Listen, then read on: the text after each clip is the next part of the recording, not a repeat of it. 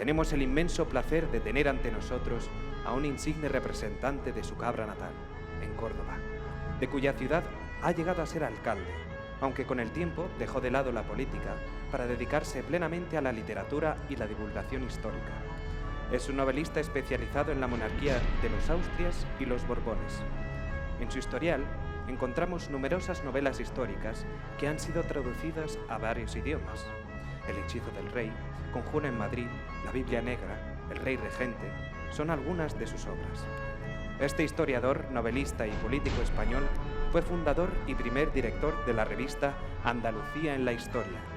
En la actualidad es miembro de la Real Academia de Ciencias, Bellas Letras y Nobles Artes de Córdoba y de la Academia Andaluza de la Historia. Hoy viene a hablarnos el dueño de los dueños del mundo. Con ustedes, José Calvo Pollato. Buenas tardes. Para mí es un privilegio estar aquí en Puy de Fou, en un escenario como este, que no encaja del todo en la época de la que yo voy a hablarles. Es un escenario medieval, el castillo de Vivar, el castillo del Cid. Pero yo voy a hablarles de otra época, de probablemente el momento en que el Imperio Español alcanzaba su máxima extensión y su máximo esplendor. Estoy hablándoles del año 1580, en el que un monarca, del que todos ustedes han oído hablar, Felipe II, va a incorporar la corona de Portugal a la monarquía hispánica. Quizá ustedes se pregunten, porque yo escribí una novela que tiene el título de esta charla, Dueños del Mundo, ¿por qué escribí yo esa novela? Y la escribí por dos razones. La primera, porque nuestra historia durante muchísimo tiempo la escribieron quienes fueron nuestros enemigos, fundamentalmente ingleses y holandeses, también franceses, y la escribieron al modo que a ellos más les interesaba. Fuimos, por lo tanto, un país de intolerantes, el país de la Inquisición, un país de genocidas que masacraron las culturas y las gentes que vivían al otro lado del Atlántico. Fuimos una especie de combinación de todos los males sin mezcla de bien alguno. Y si eso lo unimos al hecho de que históricamente, durante más de 2 siglos y medio, ningún español escribió una historia general de España. Desde que el padre Juan de Mariana escribe su Historia General de España, que se publica aquí en Toledo, en el año 1592, hasta que don Modesto Lafuente, en 1850 y tantos, no empieza a publicar su Historia General de España. Fíjense, de 1592 a 1850 y tantos, han pasado más de 2 siglos y medio, esa historia nos la escribieron. Y nos la escribieron esos que han dicho de nosotros genocidas, intransigentes, intolerantes, de tal manera que la historia de España, nuestra historia, es una combinación de maldades prácticamente sin mezcla de bien alguno. Y lo malo de todo eso es que muchos de nuestros compatriotas se la han creído. Y hoy sostienen que nuestro pasado es un pasado lleno de oscuridades, negro, siniestro y con pocas luces. Y nuestro pasado tiene muchas luces, como aquí en Puy de Fou puede verse con frecuencia. Hicimos cosas mal, sin duda, pero también hicimos cosas bien, muchas.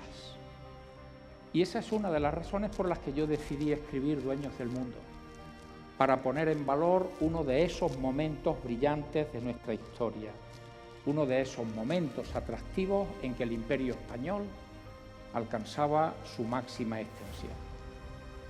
Y habría una segunda razón que es uno de los personajes de la novela. Me estoy refiriendo a quien era entonces el rey de la monarquía hispánica, me estoy refiriendo a Felipe II. Probablemente la imagen que ustedes tienen de Felipe II es la que dieron de él sus enemigos. Demonio negro del mediodía, así lo calificaron. Decían que vestía de negro como un elemento más del carácter siniestro del personaje, cuando en realidad vestía de negro porque era el color de moda. Ustedes saben que el negro siempre ha sido un color elegante, pero es que en aquella época lo era más, porque los españoles, con tintes que habían venido del otro lado del Atlántico, habían conseguido que el negro tuviese brillantez, de tal manera que el negro, ese negro brillante, era el color de moda, que incluso lo vestían los embajadores españoles en las cortes europeas, y en las cortes europeas estaban pendientes de cómo iba vestido el embajador español.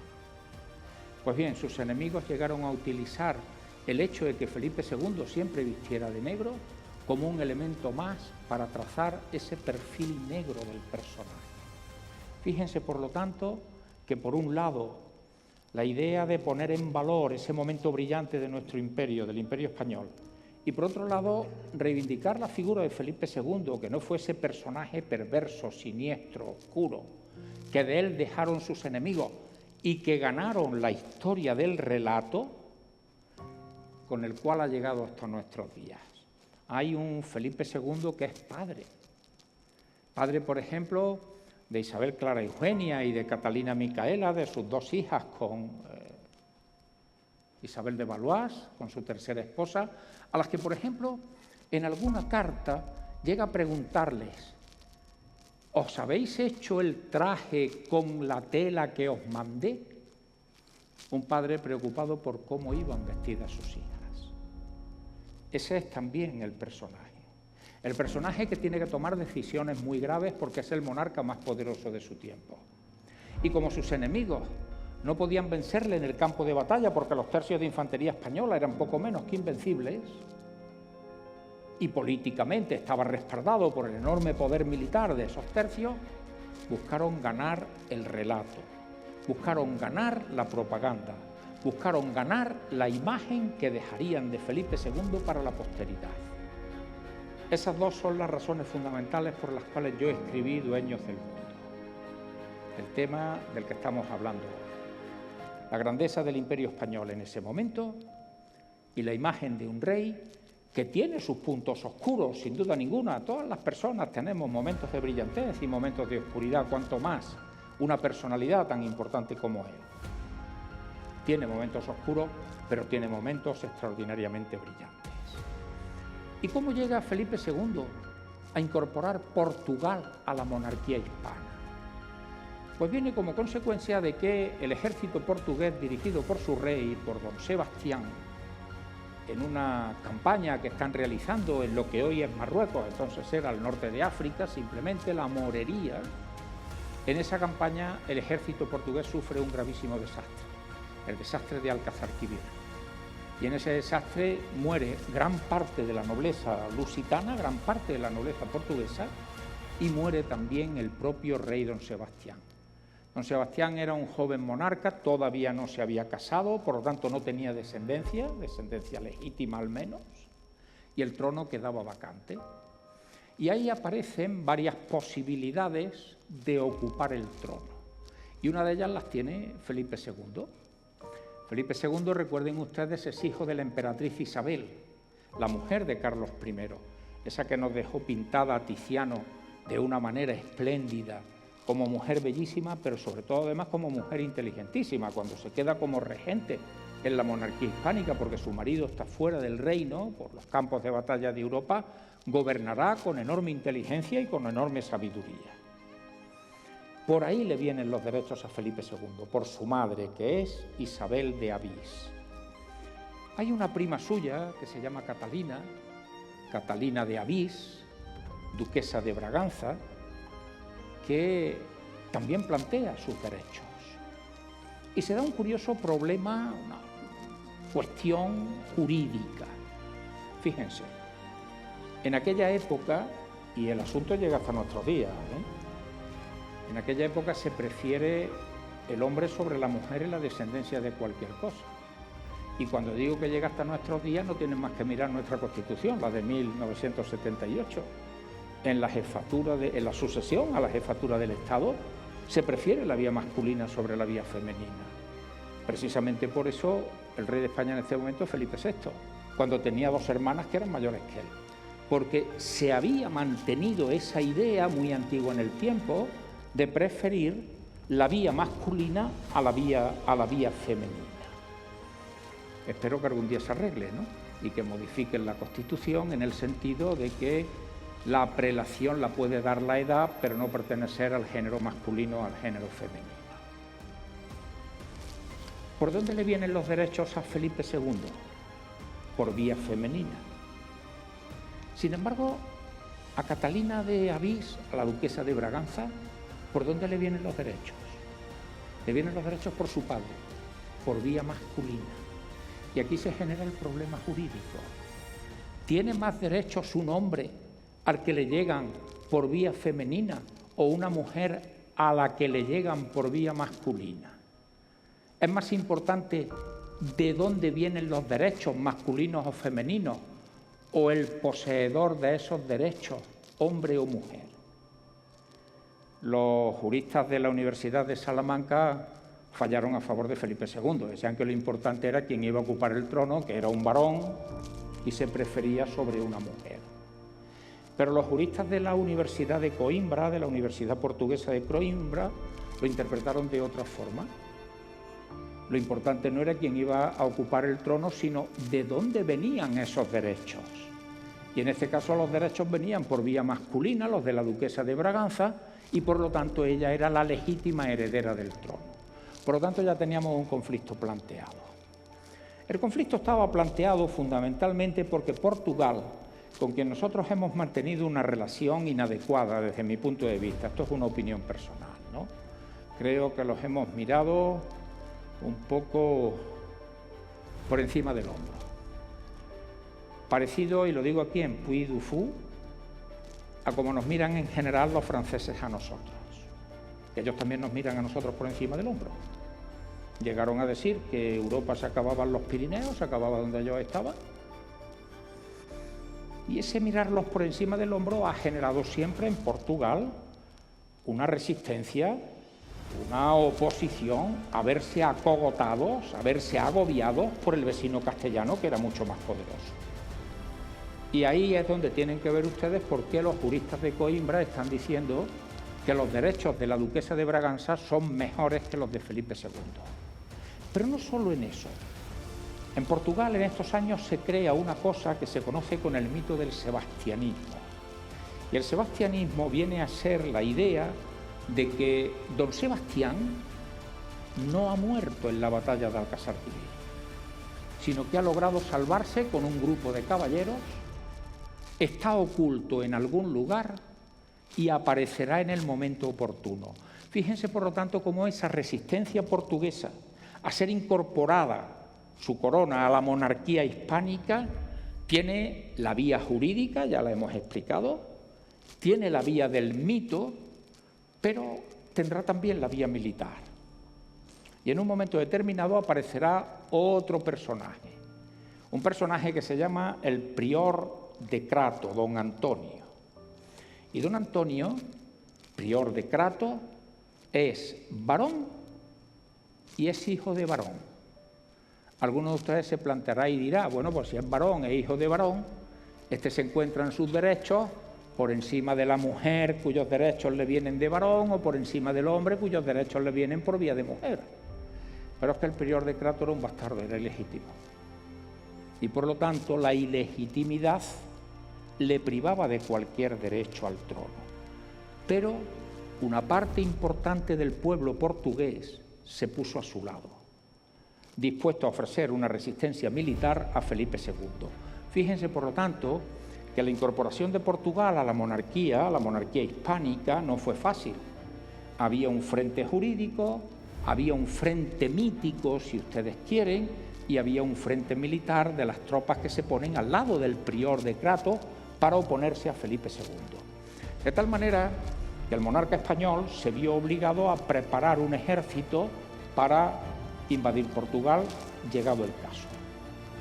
Y ese ejército, curiosamente, se va a concentrar en Badajoz. Imagínense por un momento un mapa de España y sitúen al río Tajo. Badajoz está al sur del Tajo. Pero ¿dónde queda Lisboa? Lisboa al norte del Tajo.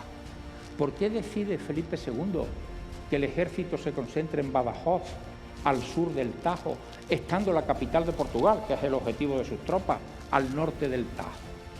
Sencillamente porque 200 años antes, un monarca castellano, Juan I, trató de invadir, de hecho invadió Portugal para incorporarlo a su monarquía, pero sufrió una grave derrota en Aljubarrota. Aljubarrota es uno de esos momentos de la historia de Portugal brillante, importante, que los portugueses siempre reivindican mucho.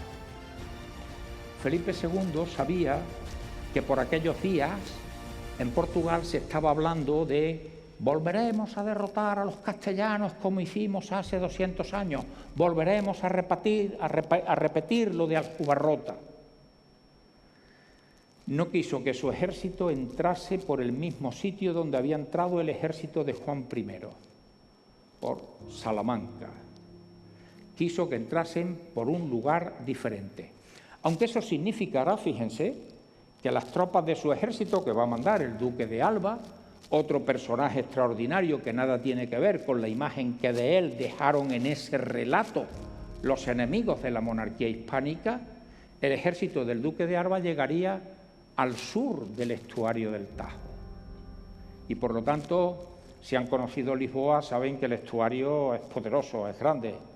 Había que trasladar las tropas de la ribera sur a la ribera norte para poder marchar sobre Lisboa. Felipe II encomendó a uno de los grandes marinos de la época, uno de los grandes marinos de todas las épocas de la historia de España, don Álvaro de Bazán, al marqués de Santa Cruz, que preparara una flota y que estuviera allí para que los soldados de Alba pudiesen cruzar del sur al norte del estuario. Los cruzó, se enfrentaron a los portugueses en la batalla de Alcántara, vencieron de una manera clara, Lisboa cayó en sus manos y Portugal va a quedar incorporado a la monarquía hispana. Felipe II, además, se movió de manera que la duquesa de Braganza renunció a sus derechos, ya saben el conflicto que ahí había, y las cortes portuguesas también lo eligen como monarca. Ya tenemos a Felipe II de rey de Portugal. No ha sido fácil y muchas de esas vicisitudes son las que se cuentan en la novela Dueños del Mundo, el mismo título de esta conferencia. Felipe II estuvo en Portugal 3 años y en Madrid había temor a tan largo tiempo como se encontraba Felipe II fuera de Madrid. Saben ustedes que Felipe II había convertido Madrid en la capital de España, pero muy poco antes, en 1561, es decir, hacía apenas 20 años. Y por Madrid corren rumores en los mentideros del Madrid de la época de que se puede trasladar la capital de la monarquía de Madrid a Lisboa. Eso para Madrid era un problema serio. Madrid había crecido ya de forma muy importante. Cuando Felipe II la convierte en capital tiene unos 15.000 habitantes. En este momento tiene ya en torno a 50.000, es decir, en 20 años ha triplicado su población y a final de siglo, del siglo XVI, tiene ya cerca de 100.000 habitantes.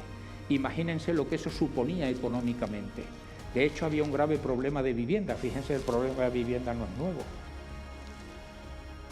Se construía muy deprisa en Madrid, pero más cantidad de gente llegaba atraída por lo que significa la capital de la monarquía más poderosa de su tiempo, del Estado más poderoso de su tiempo.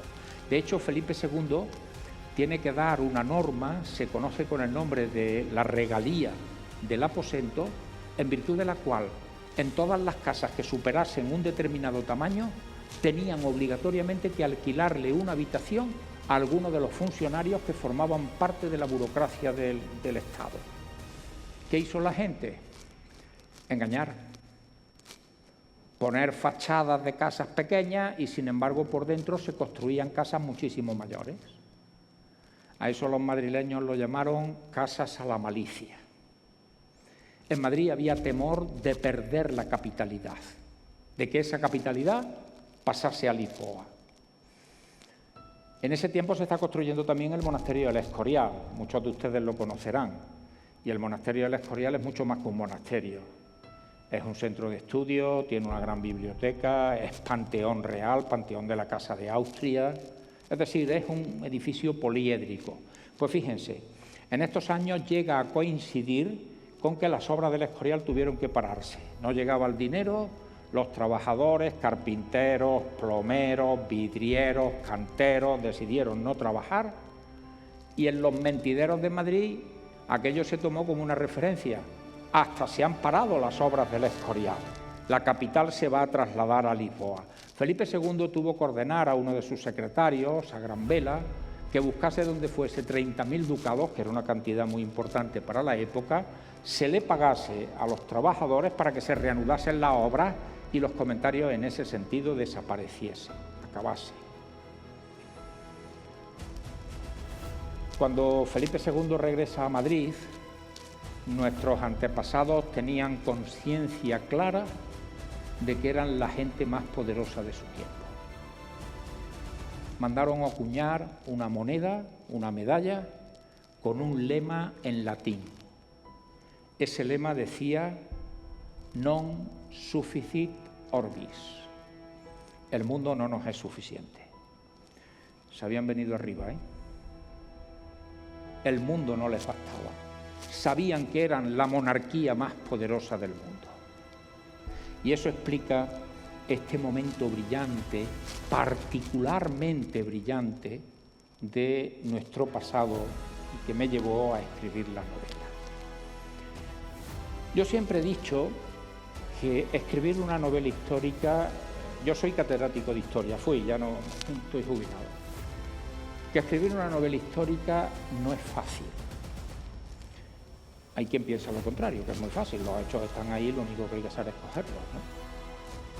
Y digo que no es fácil porque a poco de que se sepa algo de historia, uno sabe cómo acaba la novela. Porque en una novela histórica se pueden introducir elementos de ficción, pero los elementos de ficción no pueden alterar la historia. Es decir, yo puedo plantear la tormenta más horrorosa que ustedes consideren, zarandeando la nao Victoria, la nao que manda Juan Sebastián Elcano cuando da la primera vuelta al mundo. Pero quien sepa un poco de historia sabe que Elcano llega a Sanlúcar de Barrameda. La tormenta puede ser muy grande, pero saben que el barco no se hunde. ¿Se imaginan por un momento una novela negra del estilo de las de Agatha Christie, en que al empezar a leer ya supiésemos quién es el asesino? La novela estaría seriamente dañada. No es fácil escribir una novela histórica. Hay que documentarse para tratar de no cometer errores. Siempre se le escapa a uno algún detalle. En una novela mía, que se llama El año de la República, hay una corrida de toros. El torero hace una faena buena y le dan 2 orejas. Me escribió un lector mío diciéndome: señor Calvo, la novela es buena, pero en 1873, que es el año de la Primera República, no se daban como premio a los toreros que triunfaban orejas. Las orejas se dan a partir de 1910. Yo no lo sabía. Firmando libros en Zaragoza el día del libro, el día de San Jorge, una de las personas que se me acerca que le firmé un libro, yo le pregunto: ¿su nombre, por favor? Fernando. Y de pronto me dice en voz baja: soy el de la oreja. Bueno, le di las gracias porque siempre... Es decir, en una novela histórica hay que documentarse muy bien hasta en los detalles más pequeños. Pero además de eso, que es muy importante, hay que tratar de mantener la atención del lector con algún otro medio, con algún otro procedimiento.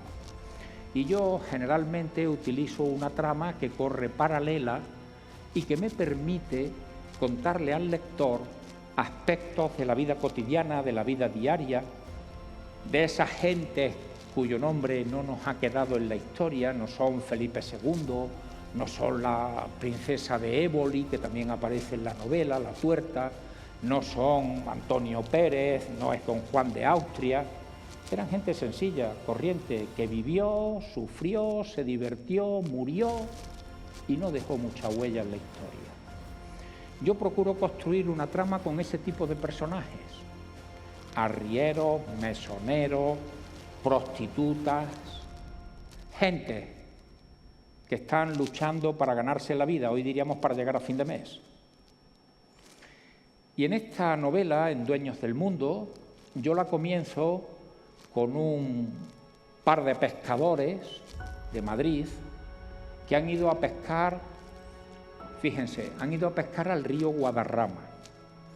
Alguien puede que me escriba, la novela tiene muy pocos días, puede que me escriba diciéndome: mire, ese río no se llamaba Guadarrama, se llamaba Manzanares.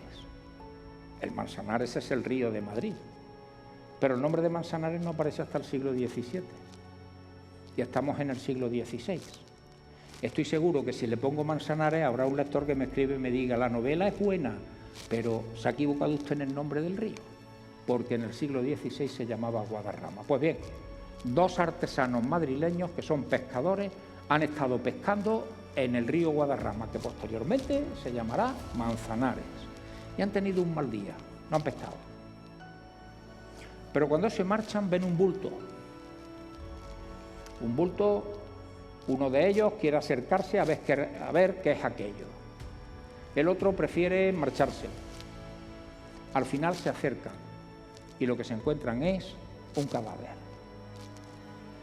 Y no saben si darle parte a la justicia.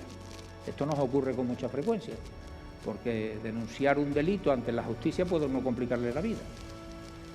Y toman una decisión muy curiosa, que es decírselo al cura, al párroco, bajo secreto de confesión, para que de esa manera el cura no pueda decir quién le ha dado la noticia de que hay allí un muerto.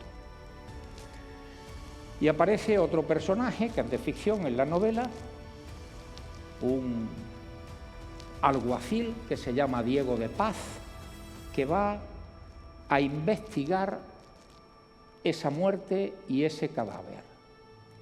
Está muerto y además ha sido salvajemente torturado, lo cual le lleva al alguacil a deducir que quienes lo han matado quisieron arrebatarle algo, que les dijera algo, que confesase algo, y por eso precisamente lo torturaron de una manera salvaje.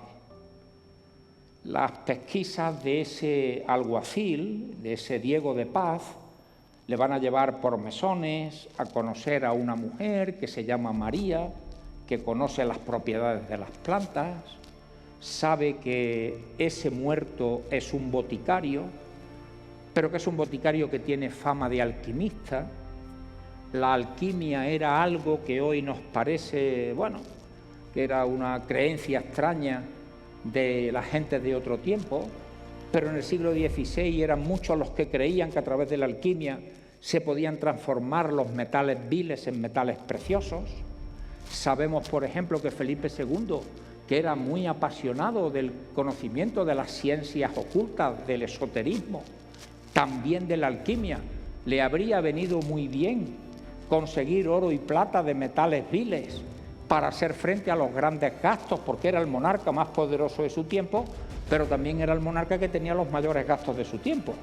Eso siempre ha sido así. Haber conseguido que por un procedimiento alquímico hubiesen obtenido plata y oro, para él hubiese sido una solución a muchísimos de los problemas que tenía.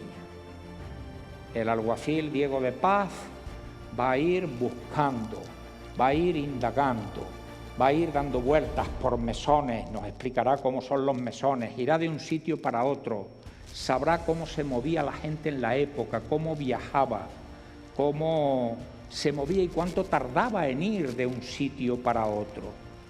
Y en medio de todo eso, y con el hecho de que el asesinado que aparece en las primeras páginas de Dueños del Mundo es un boticario con fama de alquimista, llegar hasta dónde no sabemos, pero esas son sus pesquisas.